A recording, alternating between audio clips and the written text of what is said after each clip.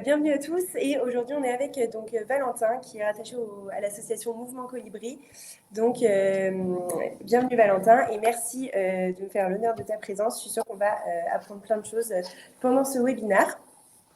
Donc avant de commencer, j'aimerais un peu savoir qui est avec nous. Voilà, vous présenter, un peu me dire ce que vous faites dans la vie. Je vous laisse répondre au sondage en bas à droite de votre écran, me dire si vous êtes en transition professionnelle ou bien en direction RSE, consultant du côté plus market, DSI.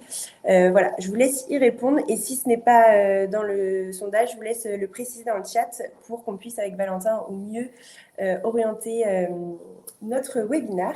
Et puis en attendant, moi je vais me présenter. Je m'appelle Léna et je suis chargée de communication chez Indigo. Et je travaille avec Oriane, donc, qui présente habituellement les Indie Clubs. Donc, pour ceux qui ne connaissent pas, les Indie Clubs, ce sont nos webinaires hebdomadaires voilà, proposés donc, toutes les semaines autour duquel on va parler d'un sujet. Donc, ça peut être soit un focus sur une partie de la réglementation ou alors un témoignage métier. Un peu tout ça et plein de sujets autour duquel on peut tous poser nos questions et en apprendre plus. Pour ceux qui ne connaissent pas, on est l'école Indigo. Donc Indigo, c'est l'école de la responsabilité et notre but, c'est de former les professionnels à intégrer la responsabilité dans leur métier. Donc on a vraiment cette idée d'intégrer la responsabilité à chaque métier et de réadapter en fait vos compétences que vous avez acquises tout au long de vos parcours et de vos différentes expériences. Par exemple, avec un exemple très concret, il y a quelques années, on a fait face à la transition du numérique et du digital. Et ben, un peu dans le même sens, on a voulu former toutes les équipes de l'entreprise au numérique et au digital, parce qu'aujourd'hui, ça ne nous viendrait même pas à l'esprit qu'il n'y ait qu'une seule personne qui soit en charge de ça. Et donc nous, avec Indigo et à travers les formations qu'on propose, c'est le message qu'on veut faire passer, c'est intégrer la responsabilité et former les équipes pour venir en support des directions RSE. Voilà, donc là, je vais vous parler un peu plus de nos formations, notamment de notre produit phare qui est pilote de la transition climat. Hop, voilà, donc c'est apprendre à manager une stratégie climat dans une organisation. Et donc cette formation, elle a été créée et imaginée avec des experts terrain. Donc elle a été imaginée pour vous, soit des profils en reconversion, soit des consultants qui veulent venir, qui souhaitent ajouter une corde à leur arc et venir un peu en aide des directions RSE qui ne peuvent pas lancer ne peuvent pas lancer la responsabilité seule dans l'entreprise. Voilà, donc merci beaucoup pour vos réponses. J'ai vu dans le chat et au sondage. Donc en tout cas, sachez qu'on est tous là pour passer 1 heure. N'hésitez pas à poser vos questions. Moi, je garde les yeux rivés sur le chat. Et je vais maintenant laisser la parole à Valentin qui va, si tu peux te présenter Valentin, voilà. Oh, voilà. Yes, ça marche. Déjà, est-ce que vous m'entendez ou pas? Ouais, très bien. Ok, trop bien. Superbe. Alors moi, bah écoutez, je m'appelle Valentin Bertrand et déjà je voulais te remercier Léna pour ton invitation. Ça me fait très plaisir d'échanger avec des acteurs du monde de l'entreprise parce que le changement passe aussi par là. Et donc mon parcours très brièvement. Pour resituer de pourquoi je suis chez Colibri, on parlera après du mouvement et de ses valeurs. Moi, je suis diplômé de Sciences Po et après Sciences Po, j'ai été un peu un déserteur, quoi, comme on dit. Donc, juste après mon diplôme, je suis allé vivre dans un éco-village pendant 2 ans où globalement, j'ai élevé des chèvres. C'était vraiment une super expérience. Je vous le conseille à toutes et tous. Et ensuite, je me suis vraiment dédié à l'enseignement, la formation, à la fois pour montrer tout ce que les démarches de sobriété heureuse, de décroissance pouvaient avoir de positif, et à la fois former des jeunes et des moins jeunes sur comment éviter les obstacles qui se posent quand on essaye d'engager ces démarches-là, quand on essaye d'avoir une gestion plus démocratique de son entreprise, quand on essaye d'avoir un collectif bienveillant, enfin voilà. Donc j'ai donné des cours dans des écoles qu'on pourrait dire engagées dans la transition écologique et sociale à Lyon, et depuis et puis un petit passage aussi par de la gestion de projet où on a créé un institut de formation avec une association et des collègues qui forment à la fois à des enjeux économiques, sociaux, politiques, à la fois à un métier manuel et à la fois à des sciences de gestion. Et là, je suis chez Colibri parce que, en fait, on a énormément d'activités et je vais en parler peut-être un peu plus en détail. Est-ce que tu peux switcher de slide, s'il te plaît, Léna? Ou c'est moi qui dois le faire? Je sais pas trop comment ça se passe. Ah si, moi je peux le faire en fait. Ok, trop bien. Ouais, tu peux le faire aussi. Ok, trop cool. C'est la première fois que je suis sur ce type de plateforme, donc Pas de souci. donc le mouvement Colibri, qu'est-ce que c'est? Voilà, je vais vous présenter d'abord un petit peu ça, les activités et ce que moi je gère en tant que coordinateur de l'Université des Colibris. Je vais vous citer 3 leviers que nous on identifie et qu'on a mis en place en fait depuis le début dans l'association pour mettre en œuvre réellement la transition écologique et sociale au sein des collectifs, que ce soit des entreprises, des associations, des coopératives. Et un exemple concret pour aller un peu plus loin avec les outils numériques qui peuvent être aussi libres, éthiques, coopératifs, co-créés et tout ça. Donc ça, c'est un segment sur lequel, avec Colibri, on s'engage énormément. Alors, le mouvement Colibri, en fait, peut-être dans le chat, vite fait, est-ce qu'il y en a qui connaissent déjà ou pas du tout?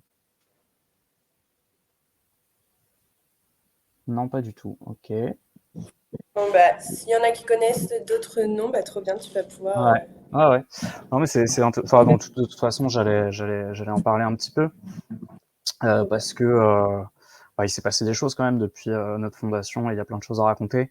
Donc c'est un mouvement citoyen, une association, le mouvement Colibri, qui a été cofondé en 2006 par quelqu'un qui est assez connu, lui pour le coup, Pierre Rabhi, par Isabelle Desplat et Cyril Dion, qui portent les valeurs de l'humanisme et du mouvement pour la Terre et l'humanisme. D'ailleurs, c'était ça son nom à la base, le premier nom du mouvement Colibri, c'était un mouvement citoyen pour la Terre et l'humanisme.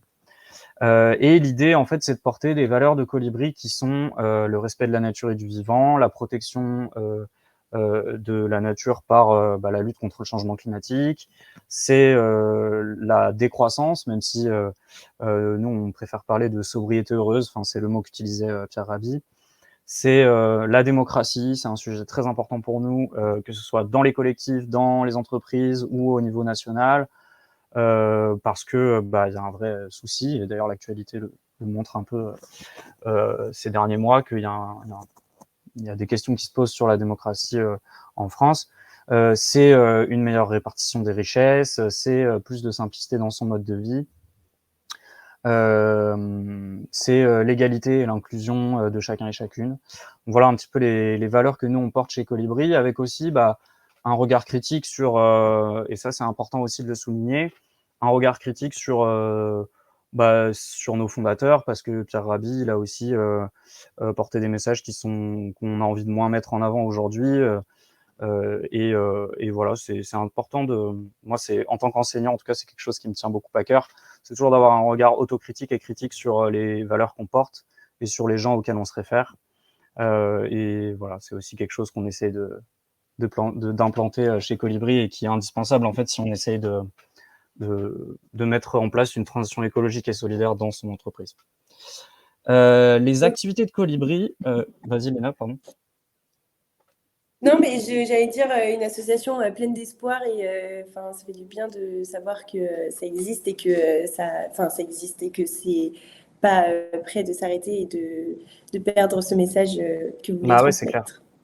C'est ça, et on est d'autant plus près de le transmettre que justement, en fait, on remet constamment en question, on essaie de nouvelles voies, on essaie de nouvelles méthodes, et on a changé plein de fois d'activités et de stratégies pour essayer de toucher le plus grand nombre, et ça a souvent très bien marché. Mais globalement, nos activités, elles se répartissent dans plusieurs pôles. On a une activité d'accompagnement des collectifs, et là-dessus, donc on accompagne à la fois nos groupes locaux et nos bénévoles nos groupes locaux qui sont entre 20 et 30 partout en France, nos bénévoles qui sont 500 également répartis sur toute la France, quand ils veulent mettre en place des actions, quand ils veulent mettre en place des journées de sensibilisation, des tables rondes, enfin voilà, tout un tas d'activités que je détaillerai peut-être après. On les accompagne là-dedans avec des outils, des fiches pratiques, du conseil, du soutien logistique, etc. On a un pôle engagement où en fait, on accompagne nos groupes locaux dans leur gouvernance, dans leur réflexion. On accompagne la création de nouveaux groupes locaux.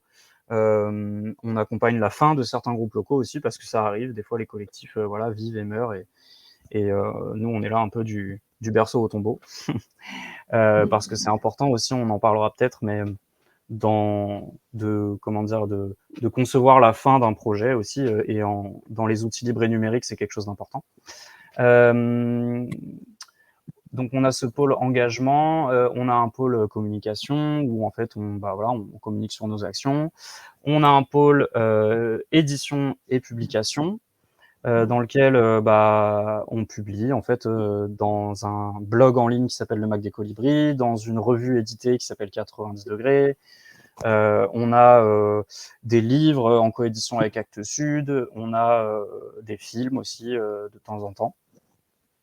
Et Oui, par donc le passé, ouais. pardon, avec tous ces Non, non. supports, vous touchez pas mal, enfin une grosse quantité de personnes, mais de tout âge, de tout secteur en fait. Ouais, on touche beaucoup de personnes, de beaucoup de secteurs différents. On a une grosse communauté sur les réseaux sociaux parce que, par exemple, je crois que sur Facebook, on a 500 000 abonnés. Historiquement, c'est là que notre réseau s'est le plus développé dans les médias sociaux. En termes d'âge et de profil sociologique, nous, Colibri, c'est aussi de l'histoire de notre association parce qu'on est assez vieux en fait pour une asso écolo. On touche des personnes plutôt âgées, des jeunes parents, on touche des jeunes actifs, on touche des retraités pas mal aussi. En fait, contrairement à beaucoup d'assos écolos, nous, on raisonne pas mal auprès de gens qui sont un peu plus âgés. Contrairement aux assos écolos, on peut se faire l'image en fait, c'est que des jeunes. Donc voilà les activités de Colibri. Est-ce que j'en oublie? Non, je ne crois pas. Et en fait, peut-être pour remettre un petit peu dans le contexte aussi, nous chez Colibri, là, on a une nouvelle stratégie, une nouvelle campagne qui a 3 axes et qui va aussi être voilà une nouvelle manière de faire les choses où on va premièrement réaffirmer un projet politique en fait parce que même si on n'est pas partisan, enfin voilà, on fait jamais d'appel à voter ni quoi que ce soit évidemment, mais on porte des valeurs en fait qui sont éminemment politiques. Par exemple la décroissance. On va le deuxième axe, c'est justement pour répondre à ça, de s'adresser à des nouvelles communautés et notamment d'aller dans les quartiers populaires, notamment aller auprès de la jeunesse. Les quartiers populaires, pour nous, c'est très important parce que nous, on a prôné la décroissance pendant longtemps et puis en fait, quelque part, il y a des figures des quartiers populaires qui se sont élevées pour dire mais nous, la décroissance, on l'a subie en fait et vous nous demandez de la vivre alors que nous, en fait, on a envie d'un confort matériel, quoi. Et ce qui est tout à fait logique. Et bon, du coup, il y a eu toute une réflexion dans notre mouvement aussi sur comment on inclut des classes populaires dans une réflexion véritablement écologiste. Et peut-être qu'on en parlera, mais il y a des contacts qui se nouent en ce moment avec Fatima Wassak, par exemple, qui a une réflexion là-dessus qui est vraiment incroyable, qui est une femme formidable. Et qui nous invite aussi à sortir de ce que je disais aussi tout à l'heure, à se remettre en question, à s'autocritiquer, à se dire comment on pourrait faire autrement, tout ça. J'y Constamment. reviendrai. Ouais. Ok, trop bien. J'y reviendrai s'il y a des questions là-dessus, mais moi je trouve que c'est vraiment intéressant. Et donc moi, mon activité, c'est l'activité de l'université des Colibris, et l'idée, c'est de former des citoyens et des citoyennes. Quasi-totalité de nos formations sont gratuites, c'est l'essentiel de nos activités, c'est de faire des MOOC, donc des cours massivement en ligne, gratuits, et qui touchent plein de thématiques différentes. Et ça, c'est une grosse activité de notre association puisque on a sorti par exemple il y a presque 10 ans un MOOC sur la permaculture. On était les premiers à le faire et on a eu 150 000 participants. On a sorti un MOOC sur le zéro déchet et on a eu 40 000 participants. Enfin voilà, on a eu des MOOC avec beaucoup de succès. Et là, on est en train d'en développer un nouveau sur ces nouvelles thématiques que je viens d'évoquer. Donc voilà un petit peu, je ne vais pas trop m'attarder là-dessus. Si vous avez des questions au fur et à mesure, n'hésitez pas à les mettre dans le chat. Après, du coup, la question c'était, voilà, je viens de présenter plein de choses, j'ai présenté un peu l'historique, mais rentrer dans le concret et donner 3 possibilités, 3 leviers pour embarquer ses collaborateurs dans la transition et donner des exemples en fait de qu'est-ce que nous, Colibri, à la fois on a pu proposer ou qu'on propose toujours ou que vous pouvez mettre en place de votre côté pour mettre, voilà, se faire un petit pas vers la transition écologique et solidaire. Et là-dessus, il y a 3 choses donc. Le premier, c'est le pouvoir de l'imaginaire et du ludique. Et pour expliquer un petit peu ce que ça veut dire, c'est que nous, à Colibri, on croit beaucoup que le changement de la prise de conscience individuelle, elle va aussi amener un changement collectif, que c'est un premier pas qui est très important. Et pour ça, il faut, entre guillemets, agripper les gens, quoi. Il faut les attraper par un truc qui ne semble pas écolo de prime abord, qui est ludique, qui est marrant, qui va leur permettre de passer un bon moment aussi, parce qu'on parle beaucoup d'écologie punitive. Alors moi, je trouve ce terme vraiment super naze, mais et très très critiquable. Mais en fait, ce qu'il y a derrière, c'est ah, j'ai pas envie qu'on m'embête avec ces histoires, et donc proposer des activités où on va moins s'embêter. Et alors bon, il y a des choses qu'on ne peut pas faire à l'échelle de sa petite entreprise ou de sa grande entreprise, mais nous, par exemple, dans cette optique-là, on a proposé un grand programme qui s'appelait le Chant des Colibris, il y a quelques années, où on organisait une tournée d'artistes.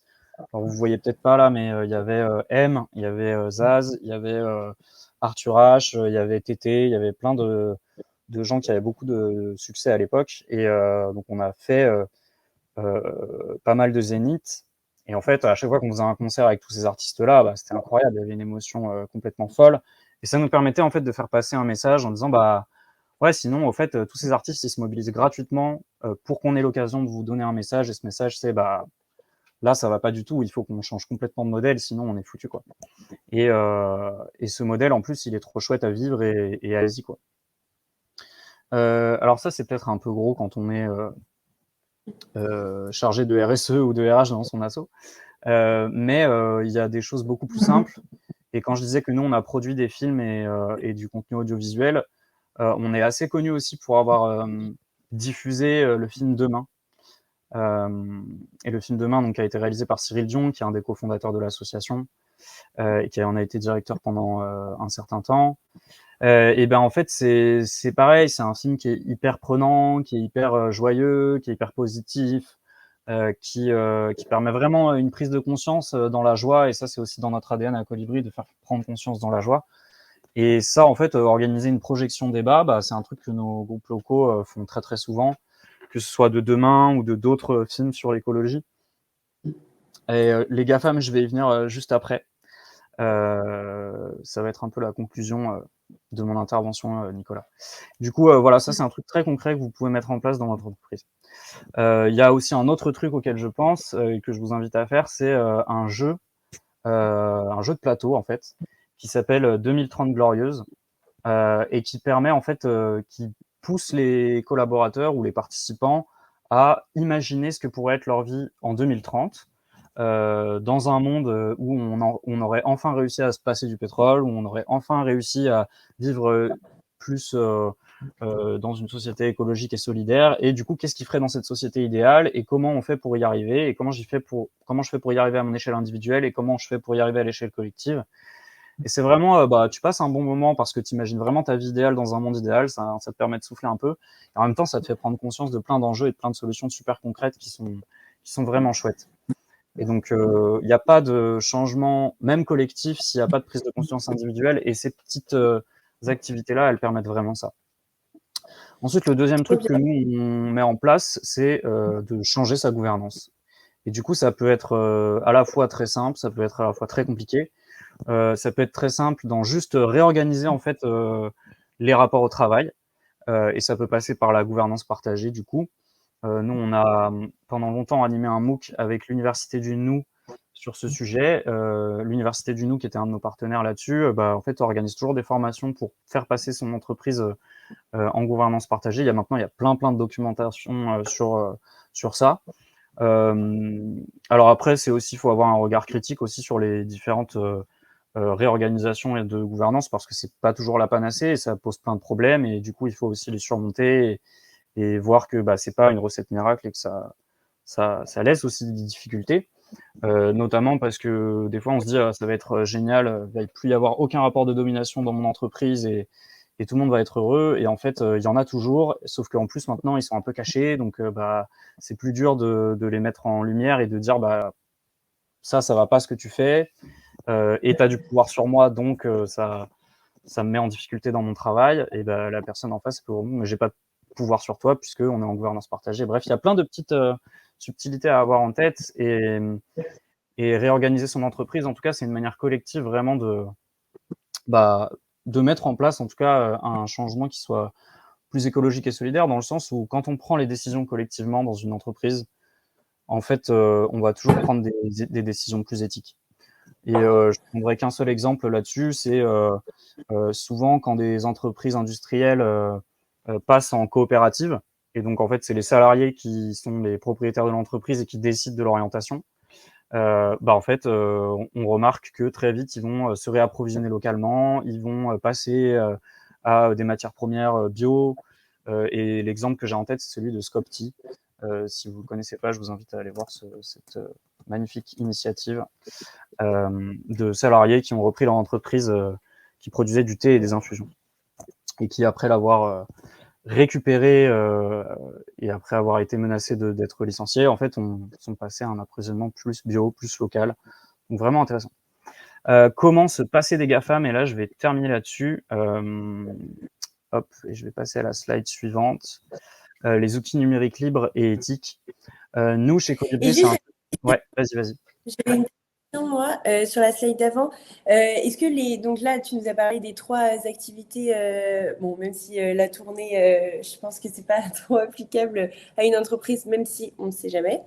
Est-ce que tu as déjà eu des retours des entreprises qui avaient mis ça en place et qui ont remarqué un succès, enfin, ou qui ont remarqué que, en tout cas, ça engageait et que ça aboutissait sur une vraie réflexion derrière? Ouais, carrément. Bah, la projection du film Demain, que ce soit Ouais. dans des entreprises, que ce soit dans des assos, que ce soit dans des mairies aussi, pas mal. En fait, nous, oui, tout à fait. J'en parle après, Nicolas, si tu veux. Mais du coup, on remarque toujours que ça crée enfin, une émulation qui est hyper forte. Il y a plein de gens qui sortent pas en larmes, mais presque, quoi, et qui se disent, mais c'est fou. En fait, c'est dur de dire. C'est dur de dire, bah voilà, par exemple, on n'a pas vraiment de KPI pour suivre genre l'impact que ça va avoir. Et nous, on met pas ça en place parce qu'on considère que c'est plutôt du rôle des associations locales qui hébergent ce genre de projection. Mais ce qu'on constate, c'est que par exemple, nous, par rapport à nous, associations, les projections du film Demain, ça crée des groupes locaux, par exemple. Quand on fait une campagne de diffusion d'un film, bah, je dirais que une fois sur 5, en fait, on a un groupe local qui se crée dans la foulée pour faire des actions et qui débouche sur des trucs très concrets pour le coup, comme bah, des AMAP, comme des jardins partagés, ce genre de choses, quoi. Ok. Donc voilà, ouais, ça a un impact, je pense, qui est difficilement chiffrable parce qu'il est très global en fait sur la manière dont la personne elle va du coup s'engager plus sur telle ou telle action qu'on va lui proposer très concrète après. Et l'action très concrète, ça peut être par exemple se passer des GAFAM. Et je vais y venir parce que ça, c'est le truc qu'on nous demande très souvent. On a souvent parce qu'on, nous, Colibri, on s'est positionné aussi là-dessus sur les outils libres et on en a développé, nous, pour les entreprises et en interne. Et après, on forme à ces outils-là. Souvent, on a des RH ou des responsables RSE ou des responsables du parc informatique d'entreprises ou d'associations ou même de syndicats aussi, ça nous est arrivé. Il y a FO qui est venu nous voir pour former tous leurs salariés permanents à l'utilisation d'outils libres. On trouve ça assez chouette. En fait, la question qui se pose le plus souvent, c'est comment je fais accepter ça à mes collaborateurs parce que il y a quelque chose sur lequel il ne faut pas mentir dans un souci de clarté et d'honnêteté, c'est que passer à des outils libres, c'est contraignant en fait. Ça demande une formation, c'est moins instinctif, c'est moins ergonomique. Et c'est ce pour une très bonne raison, en fait, c'est que tous ces outils qu'on utilise, par exemple, et c'est pas du tout pour critiquer Indigo School, hein, parce que en fait, tout le monde vit dans une société où ces outils-là sont omniprésents et donc c'est très difficile de s'en passer. Mais Indigo School, là, on utilise pour la présentation une présentation Google, de la suite Google. Et en fait, c'est hyper pratique. Tout est hyper simple. Et en fait, ça, c'est possible aussi parce que Google recueille vos données en permanence. Google espionne tout ce que vous faites et va voir combien de temps vous mettez à appuyer sur tel bouton. Si vous n'arrivez pas à trouver tel truc, vous mettez un message de demande d'aide. Et en fait, tout ça est compilé sur les millions et millions d'utilisateurs. Et en fait, du coup, ça rend le truc super simple d'utilisation. Mais en contrepartie, vos données, elles sont utilisées et elles sont stockées et on ne sait pas trop ce qu'elles deviennent et la plupart du temps, elles sont vendues pour faire de la publicité. Donc, l'un des premiers trucs qu'on doit dire, c'est ouais, en fait, se former à des outils libres, ça demande un petit peu de temps. Tout comme si on veut passer par exemple à des toilettes sèches, et ben il y a des petites contraintes, il y a des petites choses qu'il faut mettre en place et c'est moins simple que des toilettes normales. Et ben les outils libres, c'est pareil quoi. Je sais pas si la comparaison est très heureuse, mais voilà, vous avez compris l'idée. De toute façon, tout qui demande formation et tout ce qui fait appel à la nouveauté demande formation ou apprentissage. Et c'est d'ailleurs ce qu'on diffuse chez Indigo et plus généralement chez Maria. C'est ça, c'est constamment se former, apprendre, parce que c'est pas parce qu'on est adulte que c'est fini, et encore moins dans une société qui évolue Ouais, à grande vitesse.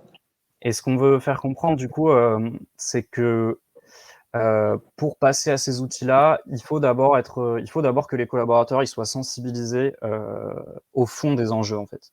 Parce qu'il y a un temps pour, disons, engager les gens dans une démarche par l'émotion, par le sensible, par le ludique, par les imaginaires. Et ça, c'est ce dont je parlais tout à l'heure, le film, les serious games, le jeu 2030 Glorieuse, que je vous conseille, hein, qui est très chouette. Mais il y a aussi un moment où il faut être un peu plus grave et dire bah voilà, en fait, dès qu'on va sur Facebook, dès qu'on va sur Google, en fait, toutes nos données, elles sont siphonnées pour alimenter un business model qui est vraiment affreux et qui par ailleurs est extrêmement polluant. L'impact du numérique sur l'environnement, il est désastreux et surtout, il est en exponentielle augmentation. Et ça, en fait, il faut vraiment qu'on y mette un terme. Le numérique libre et éthique, il permet de répondre un peu à ces deux questions-là. Mais c'est sûr qu'il n'y a pas une prise de conscience de la part des collaborateurs sur ça. En fait, ils vont pas se donner la peine de passer à des outils libres. Donc ça, c'est le premier truc. C'est des outils qui sont plus collaboratifs aussi, qui permettent, par exemple, j'ai donné un exemple là, j'ai mis une capture d'écran du pad qu'on développe chez Colibri. Chez Colibri, donc on développe des outils, tout un tas de petits outils libres très pratiques. Alors, est-ce que je peux faire un partage d'écran? Ouais. Oui, normalement en bas, là, tu peux partager ton écran. Alors, tac. Est-ce que tu sais actuellement la part d'entreprises ou même de particuliers, je pense qu'il y en a qui utilisent les outils libres dans leur quotidien? Waouh, je la connais pas, j'ai pas la stat en tête, mais elle est infinitésimale, ça c'est certain. Okay. Malheureusement, Okay. les GAFAM, c'est la quasi-totalité du marché. Après, du coup, tu as pas mal d'associations surtout qui se sont mis à utiliser des outils libres. Et du coup, je vais vous montrer un petit peu peut-être à quoi ça ressemble. Quand on dit outils libres, ça peut être un peu abstrait. Donc voilà, nous, chez Colibri, on a un portail sur les outils libres qu'on a développés nous en interne. Bon, évidemment, c'est pas du tout l'essentiel, mais donc il y a un pad. Ça, c'est du coup un logiciel très simple d'écriture et de prise de notes collaboratif. Hop. Et la différence, bon, il est moins fonctionnel que plein d'autres, mais il a un avantage de taille, c'est que sur ce pad, on peut écrire jusqu'à 150 personnes dessus et il plantera pas, ce qui n'est pas forcément le cas de Google Doc ou d'autres types de documents. On a un outil pour créer des sondages, on a un outil pour créer des wikis. Alors ça, c'est vachement intéressant et j'y reviendrai plus tard. On a un outil de visio, on a un outil de chat, une plateforme de diffusion de vidéos alternatif à YouTube, un outil de création de cartographie qui est collaboratif. Donc, par exemple, si vous voulez, vous êtes une entreprise qui est étendue partout en France, vous avez des collaborateurs qui sont très éparpillés, qui sont beaucoup en télétravail, vous pouvez leur demander de se référencer sur la carte Gogo Carto. Et du coup, ils voient chez qui et qui, et puis Si il y en a un qui fait un déplacement, d'aller voir son collègue qu'il n'a jamais vu en vrai, mais tout le temps en visio, et puis il sait où il habite, et puis il peut se contacter. On a un raccourcisseur d'URL, voilà, c'est un petit truc comme ça. On a un outil de post-it, ça c'est intéressant pour les réunions où on est assez nombreux. Hop. Où on peut, pareil, à 50 même, créer un petit post-it, mettre une idée dessus. J'adore les outils libres. Et puis le placer sur, hop, voilà, le placer sur un tableau. Et puis tout le monde peut faire ça en même temps. Et du coup, ça permet par exemple de voter ou de proposer des idées ou de faire un peu des trucs comme ça en bullet point qui sont intéressants dans des réunions. Ok, c'est trop. Et en fait, Voilà la suite. les petits outils. Et puis on a, nous chez Colibri, on a aussi l'utilité d'outils qui ne sont pas développés par nous parce que ça demande beaucoup trop de technicité, voilà, c'est une autre structure qui s'en charge. Mais on a un drive alternative à Google qui s'appelle Nextcloud, qui pareil a une gestion plus éthique des données, a des serveurs qui sont en France et qui du coup répondent à des normes françaises et qui sont plus contraignantes environnementalement. On a des exemples Alice. d'entreprises, effectivement. Là, je prends Colibri parce que comme ça, je peux vous montrer à quoi ça ressemble de l'intérieur et tout. Qu'est-ce que je peux vous montrer d'autre? Ah oui, le wiki. Donc le wiki, à quoi ça ressemble? Nous, du coup, Colibri, on utilise la technologie wiki. C'est une technologie qui est utilisée le plus connue par Wikipédia. Et donc, c'est un support de création de site web, en gros, mais qui est ultra simple d'utilisation. Par exemple, là, je suis sur une page qui fait la promotion d'une de nos formations. Et si je me connecte, tac, je peux hyper facilement modifier le contenu. Et vous allez voir, ça s'affiche d'une manière où, en fait, allez, ça va changer. Voilà. En fait, c'est hyper simple de modifier les contenus. Enfin, vraiment, un enfant pourrait le faire, quoi. Et ça, en fait, c'est quand même super précieux quand on a des collaborateurs qui sont pas des grands techniciens et qui en même temps pourraient bénéficier d'une rapidité d'intervention sur un site web comme ça. Ok Nicolas, écoute, je reviens vers toi pour une potentielle intervention. J'en parle à mes collègues et je le note. Peut-être que tu peux. Le plus simple, c'est que tu m'envoies un mail pour me le rappeler, sinon je risque d'oublier. Hop. Oui, et sinon, à la fin, on pourra mettre ton LinkedIn si les gens veulent te poser des Yes. questions. Et surtout, à la fin de ce webinaire, on fera une retranscription. Donc, il y aura le replay qui sera disponible sur notre chaîne YouTube et un article aussi qui est en train d'être fait par Céline qui prend des notes actuellement. Trop bien. Excellent. Pour... Tac, tac, tac. Qu'est-ce que je voulais montrer sinon? Ouais. Colibri CC, voilà. Nous, par exemple, on l'utilise beaucoup, la technologie Wiki, pour notre plateforme en fait de partage d'infos d'équipe. Parce que nous, pour le coup, on est très dispersés un peu partout en France. Et en fait, on a besoin de se tenir au courant, on a besoin d'avoir des liens très rapidement cliquables pour savoir où est-ce qu'il faut aller pour trouver telle ou telle info. Et donc, on a cette espèce de gare centrale qui nous renvoie vers plein de documents et qui nous donne aussi des modes d'emploi sur plein d'outils. Par exemple, comment synchroniser les agendas et les contacts sur son téléphone Android avec les agendas de Nextcloud qu'on a. Et puis, on peut saisir des nouvelles questions ou des fiches pour demander à notre support voilà, qu'est-ce qu'il faut en faire. Voilà un petit peu le tour d'horizon. Et en fait, hop, voilà ce qu'on peut mettre en place assez simplement dans son entreprise pour avoir une gestion déjà des données et des données personnelles surtout qui soit plus éthique et puis un impact environnemental qui soit beaucoup diminué. Nous, ce qu'on fait principalement pour accompagner les gens sur ça, c'est qu'on renvoie vers notre plateforme des outils libres et on a aussi hop, attends, est-ce que là j'ai l'impression que du coup j'ai plus la main sur la présentation ici. Ah non, c'est juste qu'elle est. Oui, Non, c'est bon, pardon. Nous, on a une formation sur le numérique éthique où justement, en fait, on a une grosse partie sensibilisation des collaborateurs et des collaboratrices sur ces questions-là, sur les enjeux surtout. Et puis, on a une présentation et une prise en main de notamment de la technologie Wiki que je viens de montrer, mais aussi de plein d'autres outils libres que nous, on développe chez Colibri ou que on essaie de mettre en valeur de la part d'associations qui les développent. Donc voilà un petit peu, je pense, une illustration assez sympa. Et du coup, la question que m'avait posée Alice, on a des Des entreprises exemples. qui se sont formées à ces outils-là. Je pense, alors des entreprises, il faudrait que je reprenne la liste.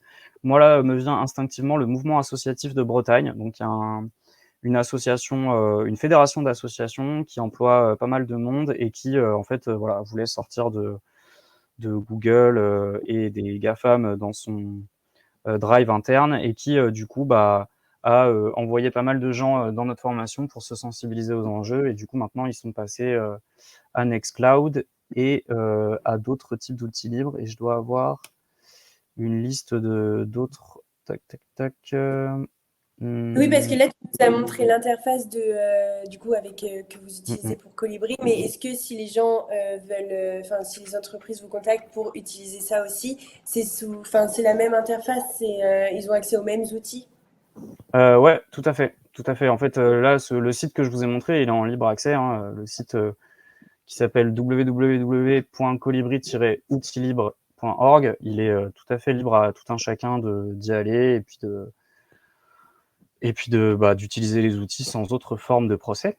Et c'est souvent des outils qui nécessitent assez peu de formation là. Et donc ça peut être, pour répondre à ta deuxième question, Alice, ça peut être un premier petit pas d'inciter ses collaborateurs à utiliser ces petits trucs au lieu d'utiliser Doodle, qui n'est pas un outil libre.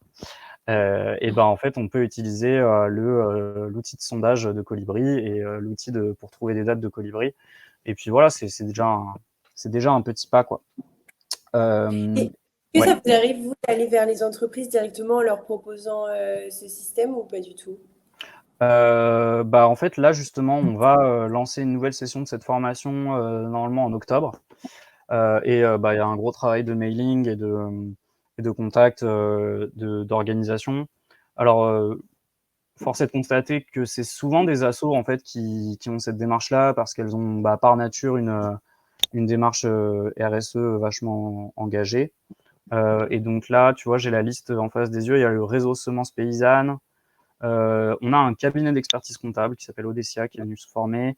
On a une asso qui s'appelle Agir pour l'environnement. Tac, tac, tac. On a des indépendants. On a un cabinet de ça, je sais pas, MG Concept, ça doit être l'ingénierie.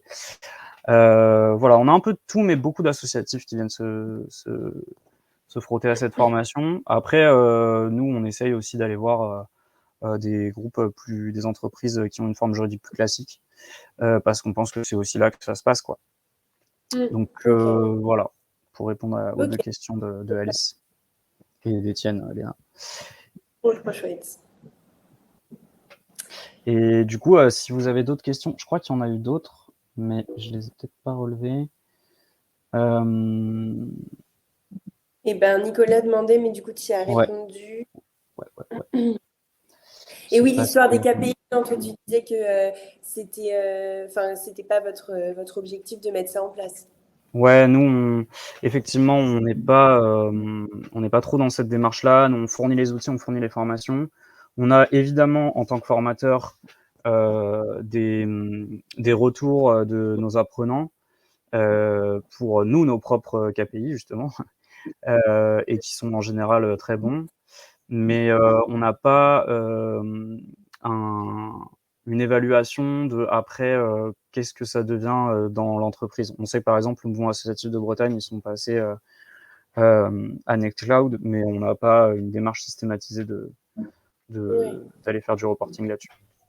Ok, oui, vous le savez, mais sans avoir de réels Non. chiffres ou visibles là-dessus, quoi. Ok. Et bah, trop chouette, trop bien. N'hésitez pas si vous avez une dernière question. Mais sinon, eh bien, On va s'arrêter là. En tout cas, merci beaucoup Valentin pour ton intervention et tous les outils. Donc en vrai, ce qu'il faut retenir, c'est que ce n'est pas peine perdue de sensibiliser une entreprise. Il y a des activités actionnables à mettre en place et puis facilement comme la diffusion du film ou encore le jeu qui s'appelle les 30 2030 glorieuse. Hop. 2030 Glorieuses. Voilà, peut être hyper intéressant à mettre en place. Et puis en tout cas, n'hésitez pas si vous voulez contacter Valentin. Je te laisse peut-être. Ah oui, non, tu as mis ton mail. Bon, bah, très bien. Ouais. Mmh. Et Et ouais, je sais pas si. En fait, je me demande aussi, il y a pas mal de gens là qui sont en fait justement dans le monde de l'entreprise. Et en fait, je me demandais votre public dans ce genre de webinaire et peut-être ceux qui sont encore là. En fait, qu'est-ce que vous veniez chercher ici? Et puis, est-ce que j'ai bien répondu à vos attentes aussi? C'est une bonne question, je pense, que moi je me pose. eh ben, je vous laisse répondre dans le chat, mais oui, en général, c'est ça. C'est des, des petits hacks, ouais, voilà, exactement, Alice, pour mettre en place dans son entreprise et un peu motiver les troupes à cette transition climatique si importante, quoi. Yes. Et ben, un petit hack, c'est les outils libres de Colibri. Alors, je vais peut-être mettre l'adresse comme ça dans le chat, vous l'aurez. Hop. Tac, tac, tac. Comme ça, à la place d'utiliser, par exemple, tu vois, quand tu as besoin de raccourcir tes liens et les partager, hop, voilà. Raccourcir tes Trop liens et les bien. partager, bah, au lieu d'aller sur Bitly, qui est un peu le Mm. site le plus référencé par Google pour ça, et ben en fait, tu vas sur Colibri outils libres et Colibri Link, et puis tu as un tout petit lien que tu peux partager et qui prend moins de place. Enfin voilà, il y a les sondages, il y a les chats, il y a les cartes. C'est un outil. Nous, on utilise vachement en réunion l'outil Post-it que j'ai montré là Ouais, pour faire une météo de comment se sentent les gens au début de la réunion, pour recueillir plein d'idées qu'après on peut trier sur le tableau. Enfin, ok. du coup, c'est un petit truc sympa à faire qui coûte pas grand-chose et qui peut aussi permettre de sensibiliser, ça permet de passer un petit mot à ses collaborateurs en disant regardez, on utilise un outil libre et éthique, ça change pas grand-chose et c'est assez chouette, quoi. Ok. Bah, c'est trop bien en tout cas. Merci beaucoup Valentin. Et puis moi, hop, je reprends juste la main pour vous parler de notre prochain rendez-vous qui sera le vendredi 21 juillet avec Oriane et qui vous parlera encore mieux de la formation euh, Indigo pilote de la transition climat. Voilà, donc le 21 juillet, pareil, en ligne. Et voilà, et puis je souhaite à tous une bonne pause déjeuner. Merci encore Valentin d'avoir participé et puis à bientôt tout le monde. Eh ben, merci beaucoup à toi pour l'invitation, à vous d'être restés et puis bon appétit tout le monde. Merci, salut. Ciao.